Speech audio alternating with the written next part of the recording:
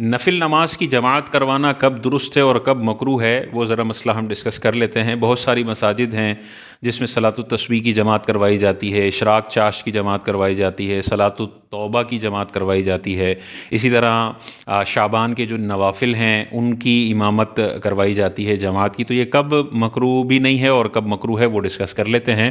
تو اس کی دو صورتیں علماء نے بیان فرمائی ہیں۔ پہلی صورت یہ ہے کہ اگر جماعت کروائی جا رہی ہے نفل کی لیکن اس میں تداعی نہیں ہے، یعنی ایک دوسرے کو انوائٹ کرنا، دعوت دینا اور باقاعدہ پورا جماعت کا ایک اہتمام اور دعوت کے ساتھ جماعت کروانا نہیں پایا جاتا، تو یہ بالاتفاق جائز ہے۔ حضور علیہ الصلوۃ والسلام نے بے شمار مقامات پر نوافل کی امامت فرمائی ہے اور صحابہ نے پیچھے حضور علیہ السلام کی نماز پڑھی ہے،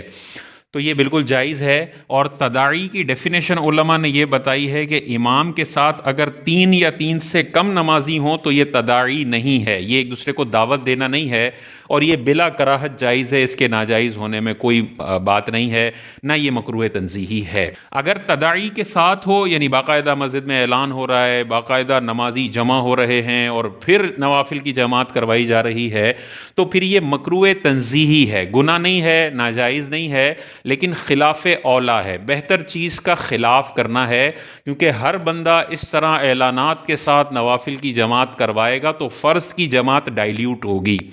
فرض کی جماعت کی اہمیت میں کمی واقع ہوگی اور نوافل کی طرف لوگ لگ جائیں گے جماعت کے ساتھ۔ تو اس لیے علماء نے اس کو مکروہ تنزیہی لکھا ہے کہ ناپسندیدہ ہے، جماعت فرض کی ہے اس کو زیادہ اہمیت دینی چاہیے۔ تو اگر امام کے ساتھ 3 نمازی ہیں تو یہ تداعی نہیں ہے، بلا کراہت جائز، اور امام کے ساتھ 4 یا 4 سے زیادہ نمازی ہوں تو پھر یہ تداعی ہے، دعوت دے کر نماز کروانا ہے، اور یہ مکروہ تنزیہی خلاف اولا ہے۔ لیکن یہ پچھلے دور کا معاملہ تھا،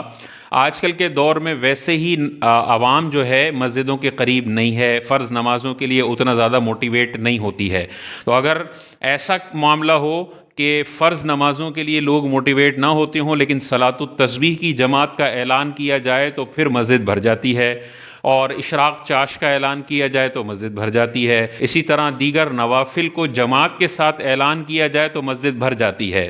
تو ایسی سچویشن میں علماء نے ارشاد فرمایا کہ پھر اگر لوگوں کی رغبت ہے اور مسجد بھر جائے گی تو پھر نوافل کی جماعت بلا کراہت درست ہے، ان لوگوں کو نہ روکا جائے، کیونکہ ان کے اس عمل کی وجہ سے لوگ مسجدوں کے قریب ہو رہے ہیں، اور مسجدوں کے جب قریب ہوں گے تو پھر آپ یہ اہتمام کر سکتے ہیں کہ بھائی صلاۃ التسبیح کی جماعت بھی ہوگی، اس کے بعد 15 منٹ کا بیان ہوگا، اس سے پہلے 15 منٹ کا بیان ہوگا، تو صلاۃ التسبیح کی رغبت کی وجہ سے لوگ مسجدوں کے قریب ہوں گے، آپ بیان میں انہیں فرض نماز کی اہمیت کے بارے میں بتائیں، نماز قضا کرنے کا انجام کے بارے میں بتائیں، تو لوگ مسجدوں کے قریب ہو جائیں گے۔ تو صلاۃ التسبیح کی کہیں جماعت اعلان کے ساتھ ہو رہی ہے تو ان کو منع نہیں کیا جائے گا، اشراق چاش کی کہیں پہ جماعت ہو رہی ہے ان کو منع نہیں کیا جائے گا، شعبان کے نوافل کہیں جماعت کے ساتھ ہو رہے ہیں، بیسٹ یہ ہے کہ سب علیحدہ علیحدہ تنہا تنہا پڑھیں، لیکن کہیں جماعت کے ساتھ ہو رہی ہے تو ان کو بھی منع نہیں کیا جائے گا۔ عوام مختلف ایونٹس پر مسجدوں میں آنے کو ترجیح دیتے ہیں تو ان کو